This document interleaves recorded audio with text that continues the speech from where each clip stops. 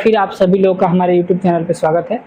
पिछले वीडियो में हम लोगों ने एमएस वर्ड के अंदर लेआउट टैब के बारे में पढ़ा था और इसमें कुछ ऑप्शंस के बारे में हमने पढ़ा था। बचे हुए जो उसमें के टूल्स हैं, paragraph spacing, indent, increase indent, decrease indent, images को कैसे इंसर्ट करके कैसे हम लोग एक इमेज को दूसरे इमेज के बैक में ले जा सकते हैं, कैसे आगे लेके आ सकते हैं। तो चलिए अपने वीडियो को यहाँ पे स्टार्ट कर लेते हैं। उसके लिए सबसे पहले हम लोग यहाँ पे आ जाएंगे एमएस वर्ड के अंदर। एमएस वर्ड के अंदर आने के बाद कुछ आपको यहाँ पे रैंडम टेक्स्ट ले लेने हैं। उसके बाद से यहाँ पे देखिए कि मेरे पास दिया हुआ है क्या चीज़, इंडेंट दिया हुआ है। इंडेंट में यहाँ पे देखिए पहला दिया हुआ है क्या चीज़ कि लेफ्ट इंडेंट। अब देखिए यहाँ पे मैंने आपको बताया था कि कैसे हम लोग जो कि है टेक्स्ट को सेंटर में लेके आते हैं। जैसे मान लीजिए कि ये टेक्स्ट जो है इसको मुझे सेंटर में लेके आना है, ये जो है इसको सेंटर या राइट में लेके आना है। तो कंट्रोल मैंने आपको बताया था कि यहाँ पे कंट्रोल ई जैसे आप करते हो तो ये सेंटर में आ जाता है। ओके, राइटर के अंदर सॉरी इसके अंदर वर्ड के अंदर जैसे आप यहाँ पे लिखोगे कोई भी लेटर और उसको सेलेक्ट करके आप जैसे कंट्रोल ई करते हो तो वो सेंटर में आ जाता है। कंट्रोल आर करते हो तो राइट में चला जाता है, कंट्रोल एल करते हो तो लेफ्ट में आ जाता है।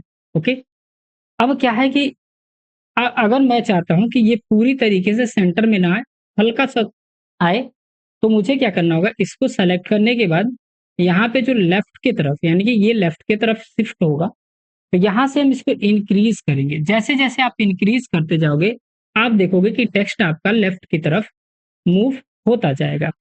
उसके बाद यहाँ पे दिया हुआ है राइट की तरफ फिर करना है, तो आप राइट को इंक्रीज करते जाओ, ये राइट की तरफ हो जाएगा। ओके, अभी इस पे इसको हम लोग कर देते हैं कम। ओके, अब देखिए जितना है अब ये माइनस में जा रहा है। ओके, तो यहाँ पे ये चीज है, आप इसको कर सकते हैं। अब मान लीजिए कि इसी टेक्स्ट को मुझे क्या करना है, ये राइट में तो ऑलरेडी है। ओके, मैंने मान लीजिए कि मैं क्या करता हूँ, इसको यहाँ से इसको सेलेक्ट करता हूँ और कंट्रोल आर से इसको राइट अलाइनमेंट कर लेता हूँ। ओके, अब यहाँ पे देखो जैसे मैं यहाँ पे अब यहाँ पे इंक्रीज कर रहा हूँ, ये राइट साइड से लेफ्ट की तरफ से आ रहा है। ओके, यानी कि ये टेक्स्ट इधर से इधर सेलेक्ट के आ रहा है। ओके, अब दूसरी चीज देख लेते हैं। उसके बाद हमने यहाँ पे देखा कि मान लो कि मुझे क्या करना है, ये जो लाइन्स है, ये देखो यहाँ पे 3 लाइन है और ये 3 लाइन है, 4 लाइन। इन दोनों के बीच में अगर स्पेस है तो इसको हम लोग बोलते हैं पैराग्राफ स्पेसिंग। ओके, और अगर इन दोनों लाइन के बीच में जितनी गैप है इसको हम लोग बोलते हैं लाइन स्पेसिंग। कैसे हम इसको ज्यादा या कम कर सकते हैं? देखो पैराग्राफ में ज्यादा लाइन स्पेसिंग है और लाइन में कम है, तो आप अपने हिसाब से इसको जितना चाहो पैराग्राफ स्पेसिंग कर सकते हो या लाइन स्पेसिंग। तो देखो यहाँ पे पैराग्राफ ही दिया हुआ है, पैराग्राफ से रिलेटेड हम लोग यहाँ पे काम करने वाले हैं। पैराग्राफ ग्रुप है ये, यानी कि लेआउट के अंदर पैराग्राफ ग्रुप। ओके, यहाँ से जैसे मैं बिफोर यानी कि इससे पहले यानी कि पैराग्राफ से पहले जो भी लाइन है वो बढ़ता है, तो यहाँ पे देखो ये बढ़ है। मैं जैसे यहाँ पे बढ़ा रहा हूँ, एक पैराग्राफ के बाद दूसरा पैराग्राफ के बीच में लाइनिंग ज्यादा हो रही है।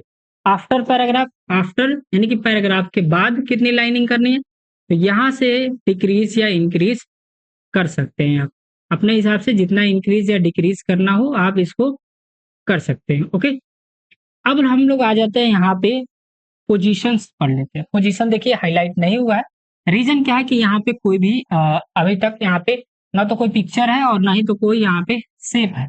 तो उससे पहले हम लोग यहाँ पे इंसर्ट में आते हैं और इंसर्ट में आने के बाद यहाँ से कुछ शेप को इंसर्ट कर लेते हैं। ओके, यहाँ इंसर्ट में आया और इंसर्ट में आने के बाद यहाँ पे मैं ये शेप लेता हूँ। ओके, दूसरा एक और शेप ले लेते हैं हम लोग इंसर्ट में आके 3 शेप ले लेते हैं ताकि हम लोग को इजीली हम लोग उस चीज को पढ़ सके। ओके, एक सेकंड, शेप सेलेक्ट नहीं हुआ था, ये रहा, इसको भी मैंने बना लिया, ये रहा, ये रहा। फिर आते हैं एक और शेप ले लेते हैं। 3 शेप मुझे लेना है, 3 शेप हम लोग ले लेंगे ताकि इजीली हम लोग को चीजें समझ में आ सके। एक और मैंने यहाँ पे शेप लेके ड्रॉ कर लिया। गॉट इट, चलिए इसको थोड़ा सा बड़ा कर लेते हैं। अब सबका कलर हम लोग अलग अलग कर देंगे ताकि हमें इजीली समझ में आ सके। तो इसका कलर हम लोग चेंज कर लेते हैं। कलर चेंज करने के लिए क्या करेंगे, लेआउट में ही आइएगा। लेआउट में इस शेप को सेलेक्ट करिएगा। जैसे आप इस शेप को सेलेक्ट करेंगे, यहाँ पे आपको एक शेप फॉर्मेट का ऑप्शन आएगा और इस शेप फॉर्मेट में आने के बाद यहाँ पे आपको जो भी कलर चाहिए आप इसका कलर यहाँ से डिसाइड, इसका कलर चेंज करना है। इसका कलर चेंज कर यहाँ पे बढ़ाते हैं, ये रहा shape layout grid. Okay, next आपका शेप ये बचा, इस विषय को ऐसे रहने देते हैं। 3 शेप हमारे पास हो गए। अब ये आता है हमारा मेन चीज, वो है यहाँ पे लेआउट में। अब यह देखिए, ये जो आपने इमेज लगाया हुआ है ये कहीं पे इंसर्ट हो जा रहा है, लेकिन आप चाहते हो एक प्रॉपर ढंग से एक साइड में, किसी साइड में हो। इमेज है उसके स्क्वायर, मतलब चारों साइड पे हल्की हल्की जगह रहेंगी, बाकी पूरा टेक्स्ट से भरा रहेगा।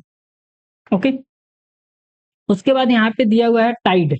टाइड का मतलब क्या है यहाँ पे, कि टेक्स्ट जो है एकदम पास आ जाएंगे आपके जो भी ऑब्जेक्ट है उसके अंदर, जिधर भी जगह रहेगा उधर। दोनों आई थिंक काम सेम कर रहा है यार।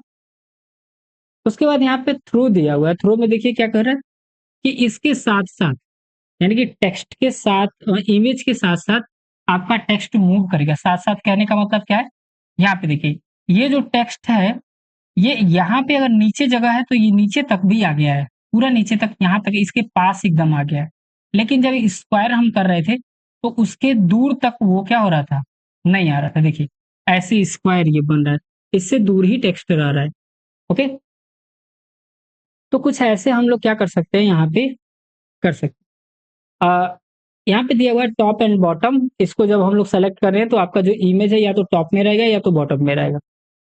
ओके, उसके बाद यहाँ पे देखते हैं, और यहाँ पे देखते हैं बिहाइंड द टेक्स्ट, यानी कि टेक्स्ट जो है उसके पीछे चला जा रहा है आपका टेक्स्ट, सॉरी इमेज, यानी कि जो आपने शेप बनाया हुआ है। इन फ्रंट पे करेंगे तो आगे की तरफ आ जाएगा, फ्रंट पे आ जाता है। ऐसे कुछ आपको यहाँ पे जो है टेक्स्ट रैप के ऑप्शंस देखने को मिलते हैं। यहाँ भी सेम चीज दिया हुआ है, कोई दिक्कत। यहाँ पे हम लोग साइज उसका सेट कर सकते हैं कि आपने जो बनाया हुआ है ऑब्जेक्ट उसकी साइज क्या होने वाली है। तो ये आप यहाँ पे देखो, ब्रेथ यहाँ पे दिया हुआ है और यहाँ पे हाइट दिया हुआ है। इंक्रीज कर लेते हैं और यहाँ पे कर देते हैं ओके। तो यहाँ पे देखो इसका साइज जो है वो इंक्रीज हो चुका है। ओके, फिर से अगर आपको कम करना है तो वहीं आके आप क्या कर सकते हैं, यहाँ पे मोर पे आओगे, मोर लेआउट पे, और मोर लेआउट पे आने के बाद से आप साइज में आएंगे। साइज में आने के बाद इसके जो साइज ब्रेथ है उसको कम कर लेंगे, और जो इसकी हाइट है उसको भी हम यहाँ से कम कर लेंगे अपने अनुसार, और यहाँ से कर देंगे ओके। तो ये देखो छोटा हो गया। अब एक चीज और देख लेते हैं, थोड़ा सा और इसको छोटा हम लोग करते हैं, और छोटा कर लेते हैं ताकि और अच्छे से हम लोग कर पाए इसको। Okay, next. अब यहाँ पे देखो लॉक, यहाँ पे रेशियो आपको कह रहा है कि यानी कि जो आपने लेंथ एंड ब्रीथ लिया हुआ है वो अपने अकॉर्डिंग से आएगा ताकि ये सर्कल बना रहे। तो यहाँ पे आप लॉक रेशियो कर सकते हो। अब लॉक रेशियो जब कर दोगे तो इसको इंक्रीज या डिक्रीज करोगे तो ये भी ऑटोमेटिक इंक्रीज या डिक्रीज होगा। ओके, अब आ जाते हैं हम लोग यहाँ पे क्या चीज, ब्रिंग फॉरवर्ड, यानी कि जो टेक्स्ट आपने पीछे भेजा था उसको आगे कैसे भेजेंगे, या जो इमेज है वो देखो ये इमेज आ गया। ये इमेज जो है वो हमारा तीनों इमेज से पीछे है, यानी कि 2 इमेज से पीछे है। इसको ब्रिंग आगे लेके आना है तो यहाँ पे ब्रिंग फॉरवर्ड, और फॉरवर्ड में एक दिया हुआ है ब्रिंग फॉरवर्ड और एक दिया हुआ है टू फ्रंट, यानी कि सबसे ऊपर जितने भी ऑब्जेक्ट हैं, 2 ऑब्जेक्ट हैं, दोनों से ये आगे आ जाएगा। और ये इसमें पहले वाले ऑप्शन में बस जो फर्स्ट आपका ऑब्जेक्ट है, यानी कि ये जो ट्रायंगल बनाया है उससे ऊपर आएगा। तो एक हमने किया ट्रायंगल से ऊपर आया। अब क्या है कि इसको हम कंट्रोल जेड करते हैं और एक और ऑप्शन आपको करके बताते हैं। एक और ऑप्शन क्या था इसमें, ब्रिंग फ्रंट, यानी कि सबसे ऊपर आ जाएगा। ये देखो इस एरो से भी ऊपर आ गया और इससे भी ऊपर आ गया। Okay, bring in front of text, text के ऊपर ऑलरेडी ये है। ओके, यहाँ कर लेते हैं, और यहाँ पे अगर मान लीजिए कि ये चला गया आपका बैक में, बिहाइंड की चला गया। अब इसको ऊपर लेके आना है तो इसी में हम लोग आएंगे और यहाँ पे आने के बाद इन फ्रंट कर देंगे तो ये ऊपर आ गया। ओके, सेम चीज यहाँ पे है सेंड बैक। बैक करना है तो कितना बैक करना है, कैसे बैक करना है, ये यहाँ पे दिया हुआ। ठीक, इसको सेलेक्ट करते हैं, यहाँ से सेलेक्ट पोजीशन, ओवल शेप था, ओवल शेप आ गया। अब क्या करना है, इसको यहाँ लेके आना है। अब एक दिया हुआ है सेंड बैक।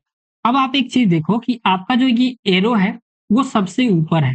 अब आपको एक स्टेप इसको पीछे भेजना है या 2 स्टेप आप यहाँ से डिसाइड कर सकते हो। सेंड बैक यानी कि एक स्टेप पीछे भेजेगा, यानी कि जो रेक्टेंगल आपका बना हुआ है उससे बस पीछे जाएगा। तो देखो रेक्टेंगल से पीछे गया, लेकिन रेड वाला जो इमेज है उससे ऊपर रहा। कंट्रोल जेड कर देते हैं। अब क्या है, दूसरा ऑप्शन इसमें है, इसमें सेंड बैक। जैसे हम सेंड बैक करेंगे तो ये सबसे पीछे चला जाएगा। ओके, कंट्रोल जेड, ये रहा, यहाँ पे आ गए। अब क्या करना है, मुझे इस ऑब्जेक्ट को सबसे पीछे भेजना है, तो इसको सेलेक्ट करेंगे। सेलेक्ट करने के बाद यहाँ पे आएंगे और सेंड बैक कर देंगे। ये तीनों इमेज से जो है वो पीछे चला जाएगा। ओके, या ये रेक्टेंगल है, रेक्टेंगल को पीछे भेजना है तो यहाँ पे आएंगे, इसको सेलेक्ट कर लेंगे और यहाँ पे आने के बाद सेंड बैक कर देंगे, तो ये देखो पीछे चला जाएगा। ओके, चलिए नेक्स्ट आपका जो है वो है यहाँ पे क्या चीज, bring behind the, send behind the text. Send behind कर दिया यानी कि पीछे चला गया टेक्स्ट के पीछे, यानी कि टेक्स्ट जो है वो ऊपर आ गया। इसको भी करना है तो इसको भी हम लोग यहाँ से यहाँ पे आके और यहाँ पे बैक कर दें, तो ये भी देखो टेक्स्ट जो है हमारा वो पीछे चला गया। अब यहाँ पे दिया हुआ है क्या चीज, सिलेक्शन पैनल, यानी कि जो भी आपने इमेज यहाँ पे बनाया हुआ है उसको आप सेलेक्ट यहाँ पे अगर नहीं कर पा रहे हो इजिली, तो आप यहाँ पे सिलेक्शन पैनल का यूज करके और यहाँ से आप क्या कर सकते हो, इमेजेस को सेलेक्ट कर सकते हो। सेलेक्ट करने के बाद जो भी फॉर्मेटिंग करना है वो यहाँ से कर सकते हो। अब यहाँ पे दिया हुआ अलाइन, यानी कि जो भी आपने यहाँ पे टेक्स्ट अगर जैसे सेलेक्ट करते हो कोई भी, यहाँ से मान लो कि मैंने यहाँ पे सेलेक्ट किया। ओके, ओवल शेप को सेलेक्ट किया, यहाँ अलाइन में आते हैं और अलाइन में लेफ्ट अलाइन करोगे तो ये लेफ्ट में चला जाएगा। राइट अलाइनमेंट यानी कि जैसे टेक्स्ट आपका अलाइनमेंट होता था वैसे आप इमेज अलाइनमेंट भी यहाँ पे कर सकते हो। ओके, तो ऐसे आप यहाँ पे चेक कर लेंगे, जहां पे आपको करना होगा आप यहाँ पे टेक्स्ट अलाइनमेंट भी, text alignment sorry shape alignment कर सकते हो। अब अगर किसी इमेज को रोटेट करना हो तो आप रोटेट भी कर सकते हो, उसके लिए भी यहाँ पे ऑप्शन दिया हुआ है। रोटेट में आएंगे और रोटेट में आने के बाद किधर आपको कितना डिग्री चाहिए वो यहाँ से रोटेट कर लेंगे। ओके, यहाँ पे दिया हुआ मोर रोटेट ऑप्शन पे जब आप क्लिक करेंगे तो यहाँ पे देगा कि साइज, और यहाँ पे नीचे देखिए यहाँ पे दे रहा है क्या चीज, रोटेट। अब देखो मैंने जैसे अभी बताया था कि आप उसके हाइट एंड ब्रेथ को कम या ज्यादा कर सकते हो, उसी में एक दे रहा है रोटेट, और रोटेट में आप यहाँ पे उसका डिग्री, कितना डिग्री उसको रोटेट करना है वो आप यहाँ पे बता सकते हैं। यहाँ पे करने के बाद आप यहाँ पे ओके कर देंगे, वो उतना डिग्री देखो रोटेट हो जाएगा। ठीक है, बाकी कोई भी अगर आपको डाउट हो तो आप कमेंट बॉक्स में पूछ सकते हैं। आज के लिए इतना ही, मिलते हैं नेक्स्ट वीडियो में। जय हिंद, जय भारत।